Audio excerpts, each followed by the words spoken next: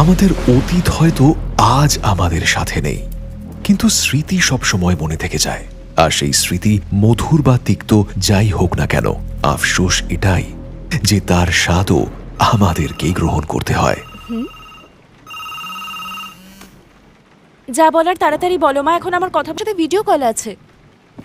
না হাই না হ্যালো, আমাদের হলিডে কেমন চলছে জিজ্ঞেসও করলি না। মা প্লিজ, আমি জানি তুমি আর বাবা একসাথে রয়েছো, নিশ্চয়ই এনজয় করছো। এখন আমি রাখছি, বাই। এই দাঁড়া দাঁড়া, ইন্দ্র, নূপুর আর স্মৃতিকে আমার তরফ থেকে হ্যালো বলিস। হ্যাঁ বাবা, বলে দেব। আচ্ছা মা, এখন রাখছি, আমাকে জয়েন করতে হবে এবার। রাখছি, হ্যাঁ, বাই। হাই। ওয়াও, ফাইনালি হ্যাঁ 4 মাস বাদে সবার মুখ দেখছি। হাউ আর ইউ গাইস, কি খবর তোদের? আর বলিস না, লাস্ট রিউনিয়নে কত মজা হয়েছিল। আমার আবার দেখা করতে ইচ্ছে করছে। এই সামাইরা, কি রে, কি হয়েছে কি তোর? রিউনিয়নের কথা শুনে এরকম রিঅ্যাক্ট করছিস কেন? গাইজ অ্যাকচুয়ালি আমার তোদেরকে কিছু বলার আছে। ও তাই নাকি, কি বলার আছে?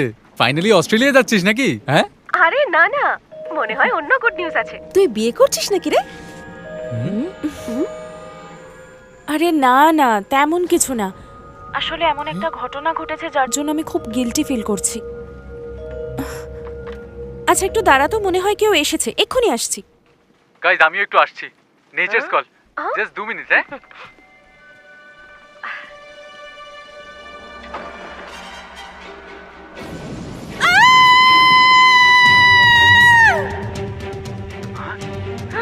এটা কি হচ্ছে? এটা কি চিৎকার করলো? সামাইরার গলা মনে হলো না? আমি এইমাত্র স্ক্রিনে একটা চোরকে পালাতে দেখলাম মনে হলো। সামাইরা, সামাইরা তুই ঠিক আছিস? সামাইরা, সামাইরা শুনতে পাচ্ছ? কিছু তো বলো। সামাইরা কি হয়েছে?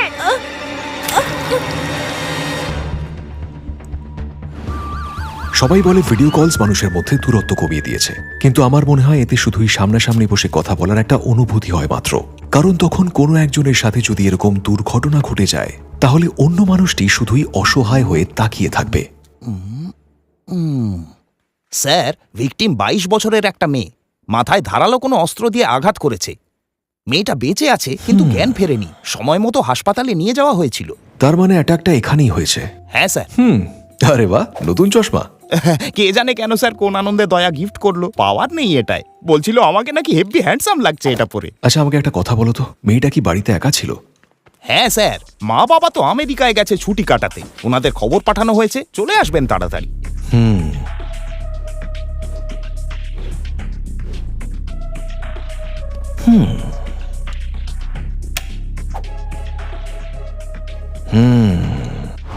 দেখে তো মনে হচ্ছে চোরেরই কাজ। একদম ঠিক বলেছেন স্যার, সেরকমই তো মনে হচ্ছে, কারণ জানলারও তো দেখছি একটা কাঁচ ভাঙা। চোর নিশ্চয়ই এইখান দিয়েই ঢুকেছে। দুর্ঘটনার সময় মেয়েটি বন্ধুদের সাথে ভিডিও কলে ছিল, কিন্তু যেই বাড়ির কলিং বেল বাজলো মেয়েটা দরজা খুলতে গেল, আর তার কয়েক সেকেন্ড পরেই বেচারির শুধু চিৎকার শুনতে পেল সবাই। আমিও স্ক্রিনে একটা চোরকে পালাতে দেখেছি। সামাইরার বন্ধুরা এখনো অনলাইন আছে স্যার, আমরা এখনো ওদের ভিডিও কলটা কাটিনি। ইন্দ্র, স্মৃতি আর এ হলো নূপুর, এরা 3 জনেই উইটনেস। তোমাদের মধ্যে কেউ লোকটাকে দেখেছো? দেখলে চিনতে পারবে? না স্যার, লোকটা এক নিমেষে পালিয়ে গেছিল আর কালো ড্রেস পরেছিল। Sorry sir. No, that is okay. Sushil, bedroom থেকে বেরোনোর রাস্তাটা চেক করো, দেখো কোনো ক্লু পাওয়া যায় কিনা।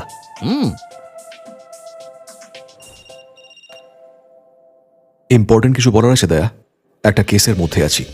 আচ্ছা স্যার, আপনি ওই বন্ধুগুলোকে জিজ্ঞেস করুন না যে কেউ স্ক্রিন রেকর্ড করেছে কিনা, বা যদি অটোমেটিক কোনো কল রেকর্ড হয়ে থাকে। কারণ যদি কোনো রেকর্ডিং পাওয়া যায় তাহলে আপনার চোরকে শনাক্ত করতে সুবিধা হবে। আরে বাহ, এটা তো একটা ভালো বুদ্ধি দিয়েছো। আচ্ছা তোমাদের মধ্যে কেউ কি ভিডিও কলটা রেকর্ড করেছিলে? বা ওই একটা হয় না অটো রেকর্ড অপশন, ওটা অন ছিল কারোর? হ্যাঁ স্যার, আমার অ্যাপে হয়। আমি এখনই আপনাকে ভিডিওটার লিংক বানিয়ে পাঠাচ্ছি। Great, thank you. Daya, yes sir.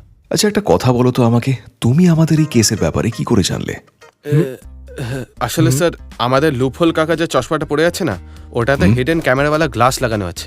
আমি তো টেস্ট মোড অন করে ওনাকে পড়তে দিয়েছিলাম, আর চশমাটা ভালোই কাজ করছে স্যার। তার মানে এখানে যা যা হচ্ছে তুমি সব দেখতে পাচ্ছ? ইয়েস স্যার, আর এই মুহূর্তে লুফল কাকা আপনার দিকেই আসছে, হাতে একটা ভাঙা গামলা নিয়ে। তো এই একটা ভাঙা গামলা ছাড়া তুমি আর কিচ্ছু পেলে না বলো সুশীল? আপনি কি ম্যাজিক শিখছেন নাকি স্যার? আপনি কি করে জানলেন যে আমি একটা ভাঙা গামলা নিয়ে আসছি?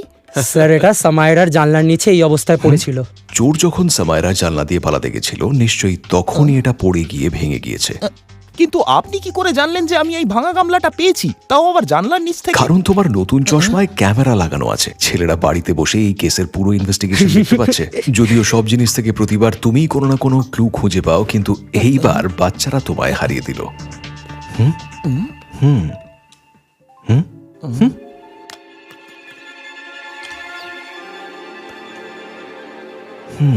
Nature's call. Just 2 minutes, है?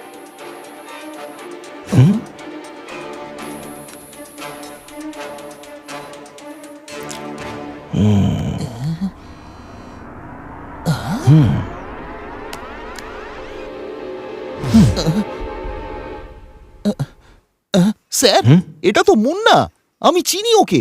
মাসে কম করে 2-3 বার তো আসবেই জেলের হাওয়া খেতে।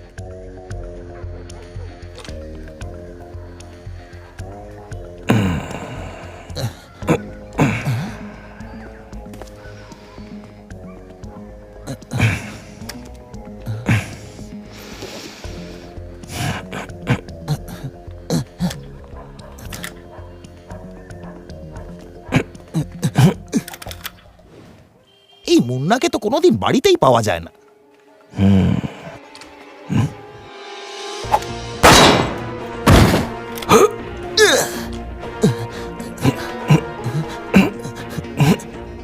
মনে হচ্ছে পাখি উড়ে গেছে স্যার।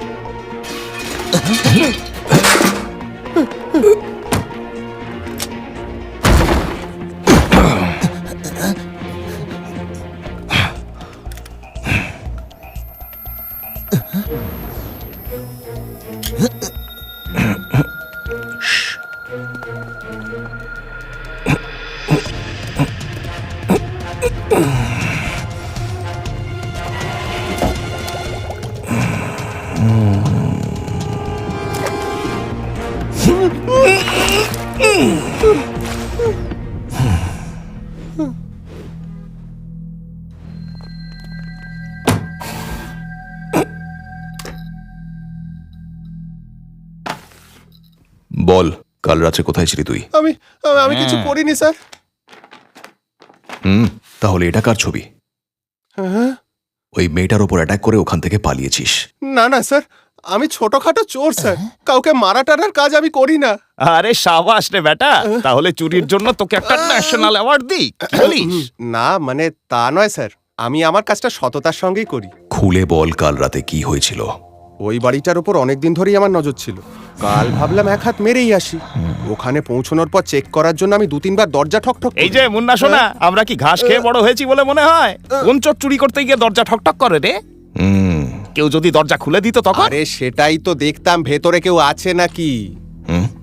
কেউ যখন খুললো না তখন আমি পেছনের জানলার একটা কাঁচ ভেঙে ভেতরে ঢুকলাম।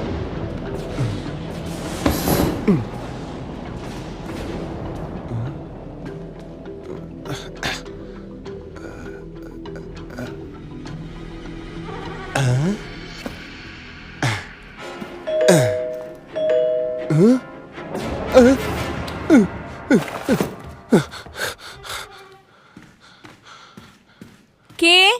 হ্যালো? আশ্চর্য, বেলটা কে বাজালো? তুই? কিন্তু তুই তো কিন্তু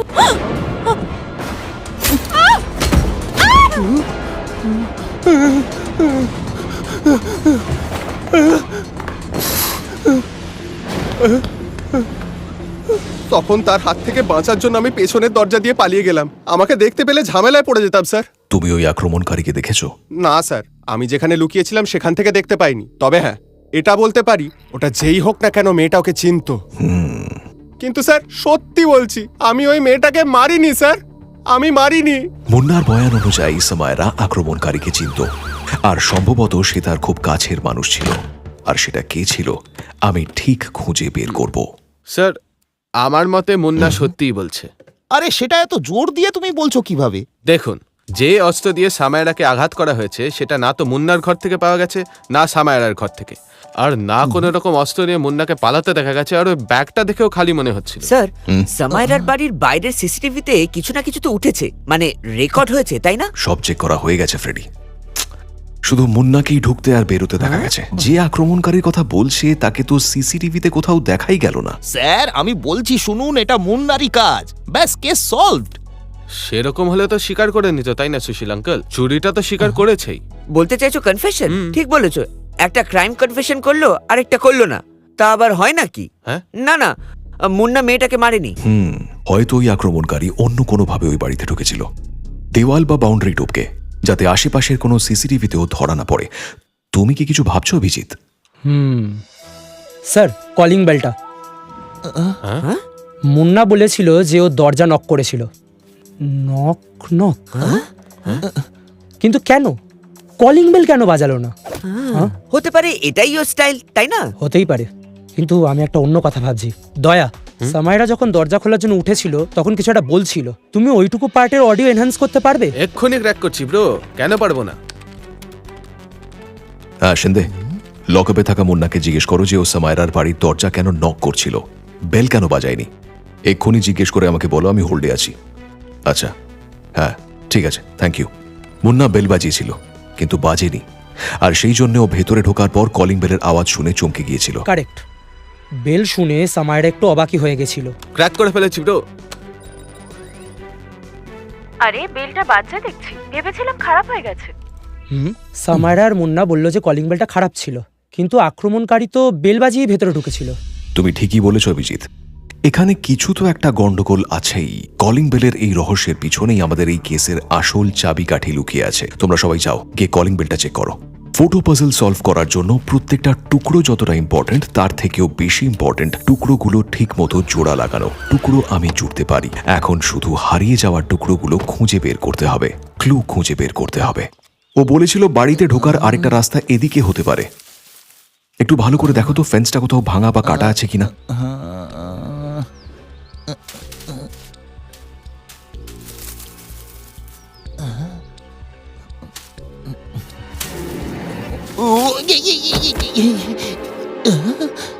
স্যার এইদিকে।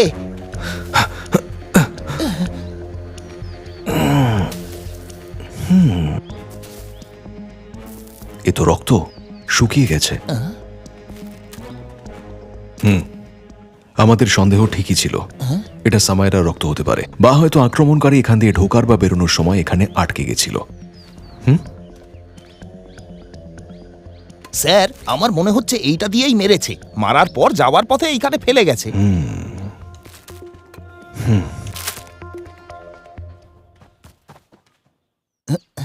এই দাগটা দেখে মনে হচ্ছে যে এখানে কোনো গাড়ি দাঁড়িয়েছিল।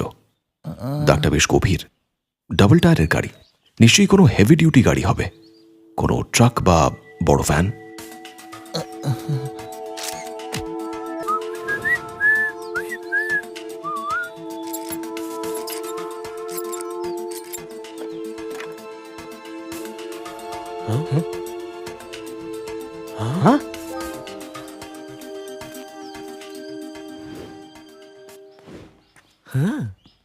স্যার ক্র্যাক করে ফেলেছি। অভিজিৎ ঠিকই বলেছিল, কলিং বেলটা খারাপ করে দেওয়া হয়েছে। স্যার এটা বাড়ির ইলেকট্রিক সাপ্লাইয়ের থেকে ডিসকানেক্ট করে দেওয়া হয়েছিল, আর রিমোট কন্ট্রোলের সাথে কানেক্ট করা হয়েছিল। এই দেখুন, এটা হলো রিমোট রিসিভার, যাতে কেউ দূর থেকে বেল বাজাতে পারে, তাই না? ওহো, যাকে বলে লং ডিস্টেন্স বেল রিংগিং, টিং টং। হ্যাঁ, আক্রমণকারীর দূর থেকে বেল বাজানোর একটাই কারণ হতে পারে, যাতে তাকে এখানে আসতে না হয়। কিন্তু স্যার সে তো এসেছিল, আর সামায়রাকে আঘাতও করে গেছে। একদম এসেছিল, কিন্তু মনে আছে মুন্না বলেছিল ও কারুর দৌড়ানোর আওয়াজ শুনতে পেয়েছিল। তার মানে বেল বাজার সময় আক্রমণকারী দরজার বাইরে ছিল না, একটু দূরে ছিল, যেখানে দাঁড়িয়ে রিমোট দিয়ে বেল বাজাতে পারে। কিন্তু আমরা ব্যাকইয়ার্ডে বাউন্ডারিতে একটা হিডেন গেট খুঁজে পেয়েছি, আর তার বাইরে হেভি ডিউটি গাড়ির দাগ।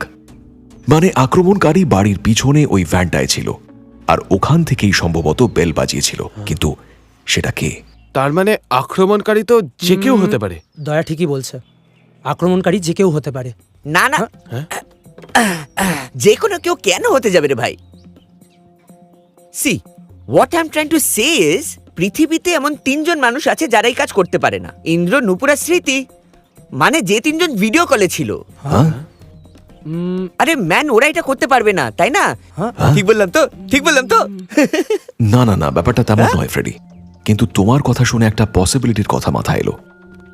মেনে নিলাম যে তিনজনেই দেশের বাইরে রয়েছে আর ঘটনার সময় ভিডিও কলে ছিল, কিন্তু এদেরকে ইগনোর করলে চলবে না, কারণ ওরাও সামায়রার কাছের লোক। তাই কাউকে এভাবে ক্লিন চিট দেওয়া যাবে না। আমাদেরকে এদের ব্যাকগ্রাউন্ড চেক করতেই হবে। এমনও হতে পারে যে রিমোট দিয়ে বেল এদের মধ্যে থেকেই কেউ একজন বাজিয়েছে।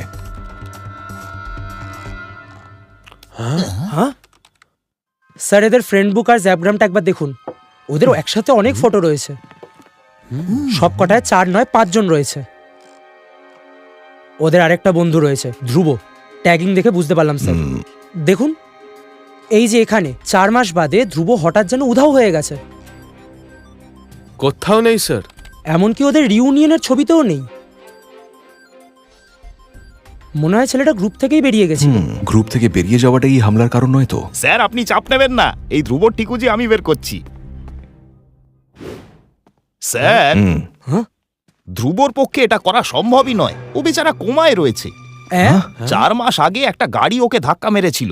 হিট অ্যান্ড রান কেস ছিল স্যার। আর তখন থেকেই ওর আর কোনো ফটো নেই। আর এবার ওরই একটা বন্ধুর ওপর অ্যাটাক হয় আর সেও কোমায় চলে যায়। 4 মাসের মধ্যে একই গ্রুপের 2 জন মানুষ কোমায় চলে গেল। একজন হিট অ্যান্ড রান কেসে আর আরেকজনকে তার বাড়িতে ঢুকে মারা হলো। কেন জানি না মনে হচ্ছে বাকি 3 জনের সাথে কথা বললে কোনো না কোনো হিন্ট নিশ্চয়ই পাওয়া যাবে।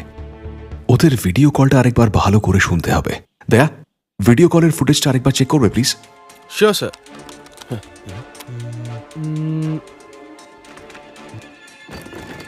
আরে এ কি স্যার, এই উইন্ডোটা দেখুন। পেছনের ফ্রেমটা কেমন অদ্ভুত লাগছে। আরে বাস, বাড়িটা তো ডিস্কো করছে। ডিস্কো ডান্সিং বাড়ি নাকি ভাই? দয়া, এই ফুটেজটা আরেকবার রিভাইন্ড করো তো। ফ্রেডি, তুমি জানো না তুমি কতটা কাজের। Good job Freddy. ঠিক বুঝলাম না স্যার। আবার মনে হয় এটা কোনো বাড়ি নয়, একটা ভ্যানে বাড়ির সেটআপ। যখন গাড়ির দরজাটা বন্ধ করেছে নিশ্চয়ই তখনই এই মুভমেন্টটা হয়েছে। গাড়ির দরজা বন্ধ করার সময় গাড়িতে ঝোলানো জিনিসপত্র একটু হলেও নড়ে যায়। অর্থাৎ এই উইন্ডোতে যে মেয়েটা ছিল সেই মেয়েটাই আসল অপরাধী। কারেক্ট। এবার সব মিলে যাচ্ছে। মুন্নার স্টেটমেন্ট অনুযায়ী সামায়রা আক্রমণকারীকে চিনত আর তার রিমোট কন্ট্রোল দিয়েই কলিং বেল বাজানো হয়েছিল, তাও আবার ব্যাকইয়ার্ডে পার্ক করা গাড়িতে বসে। আর ঠিক সেই জন্যই ভিডিও কল ছেড়ে ওঠার পরেই পিছনের পেইন্টিং গুলো নড়ে উঠেছিল আর তার ঠিক পরেই সামায়রার ওপর অ্যাটাক হয়েছিল। কাজ হয়ে যাওয়ার পর আবার ভিডিও কলে জয়েন করে আর ওই গাড়িতে আর কেউ নয়, নূপুর বসেছিল। সমস্ত প্রমাণ এই দিকেই ইশারা করছে, কিন্তু আমাদের কাছে না আছে কোনো প্রমাণ, না ফিঙ্গারপ্রিন্ট আর না সিসিটিভি ফুটেজ। আমাদের ওকে হাতে নাতেই ধরতে হবে। এমন পরিস্থিতি তৈরি করতে হবে যাতে ও নিজের মুখে সব অপরাধ স্বীকার করে। কিন্তু কিভাবে স্যার? হতে পারে নূপুরের সাথে আরো কেউ জড়িত রয়েছে। আমি ইন্দ্র, নূপুর আর স্মৃতিকে মেসেজ করেছি যে সামায়রার জ্ঞান ফিরেছে আর কাল আমরা ওর স্টেটমেন্ট রেকর্ড করব। দেখা যাক হসপিটালে আগে কার পদধূলি পড়ে।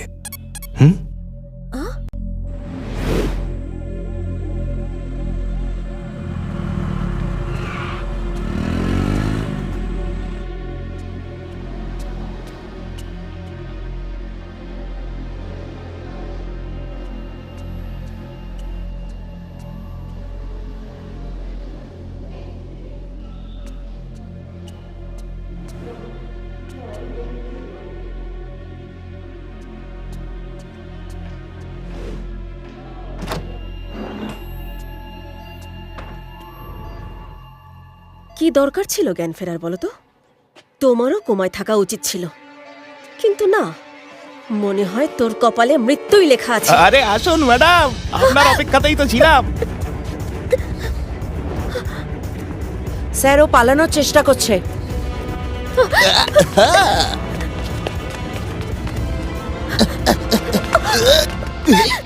তুমি এখান থেকে পালাতে পারবে না নূপুর। বেরোনোর সব রাস্তা পুলিশ আটকে রেখেছে। You are under arrest. নাও, এবার বলা শুরু করো। ধ্রুবকে দিয়ে শুরু করা যাক নাকি? যেদিন ওর অ্যাক্সিডেন্ট হলো সেদিনই আমাদের এনগেজমেন্ট হয়েছিল। আমি এই কথাটা কাউকে বলার সুযোগও পাইনি। আমার বাবা মা বলল যতদিন ওর জ্ঞান না ফেরে আমি যেন খবরটা কাউকে না জানাই। আমি সারা দিন রাত হাসপাতালে কাটাতাম। ধ্রুব প্রাণে বেঁচে গিয়েছিল সেটা জেনে খুশি হয়েছিলাম, কিন্তু ওর জ্ঞান না ফেরাটা আমি কিছুতেই মানতে পারছিলাম না। একটা জীবন্ত লাশ হয়ে গিয়েছিল ধ্রুব। কিন্তু সামায়রা কেন? ওর কি অপরাধ ছিল? কারণ ধ্রুবর অ্যাক্সিডেন্ট হয় ওর গাড়িতেই, আর ও সেটা লুকিয়ে রেখেছিল। কিন্তু ওর ঘুমের ঘরে কথা বলার অভ্যাসের কারণে সব সত্যি জানতে পেরে যাই। রিউনিয়নে আমরা এক ঘরে ছিলাম, তখন সামাইরা ঘুমের ঘরে সব বলে দেয় যে কিভাবে ওর গাড়ি ধ্রুবকে ধাক্কা মেরেছিল, আর সেটাও পুলিশের সাথে সাথে আমাদের থেকেও লুকিয়ে রেখেছিল। আর তারপর তুমি এর প্রতিশোধ নেওয়ার প্ল্যান করলে, ওর বাড়িতে ওকে অ্যাটাক করলে। হ্যাঁ, এটা ওর সাথে হওয়ারই ছিল। ও ধ্রুবর সাথে যেটা করেছে ওর সাথেও সেটাই হয়েছে। আর এই সব তুমি করেছো তোমার নকল বাড়িতে বসে, যেটা তুমি ভ্যানের মধ্যে বানিয়েছিলে। আর সেখান থেকেই ভিডিও কলে জয়েন করো, আর গাড়িটা তুমি ওর ব্যাকইয়ার্ড ফেন্সের কাছে পার্ক করেছিলে, যাতে রিমোট কন্ট্রোল দিয়ে তুমি ওর বাড়ির বেল বাজাতে পারো, আর সুযোগ বুঝে ফেন্সের দরজা দিয়ে ওর বাড়িতে ঢুকতে পারো, আর ধারালো অস্ত্র দিয়ে ওকে অ্যাটাক করে আবার ভিডিও কলে জয়েন করতে পারো। রিউনিয়নের পর তুমি আর দুবাইতে ফিরেই যাওনি। প্রতিশোধ নেওয়ার জন্য তুমি এখানেই ছিলে, আর সেটা করতে তুমি সফল হয়েছ। কিন্তু এটাতে সফল হওয়ার থেকে অনেক ভালো হতো যদি তোমার প্ল্যান বারবার ফেল হয়ে যেত। তাতে আরেকটা মেয়ের জীবন এভাবে নষ্ট হতো না। আমাদের মন অনেক সময় আমাদের মস্তিষ্ককে কবজা করে নেয়, আর আমরা আবেগের বশে এমন কিছু করে বসি যার ফলে আমরা আর স্বাভাবিক জীবনে ফিরে যেতে পারি না। কিন্তু অপরাধী নিজেকে যতই চালাক মনে করুক না কেন, শেষ পর্যন্ত আমার হাতে ধরা পড়তেই হবে। আমি ইন্সপেক্টর প্রদ্যুম্ন।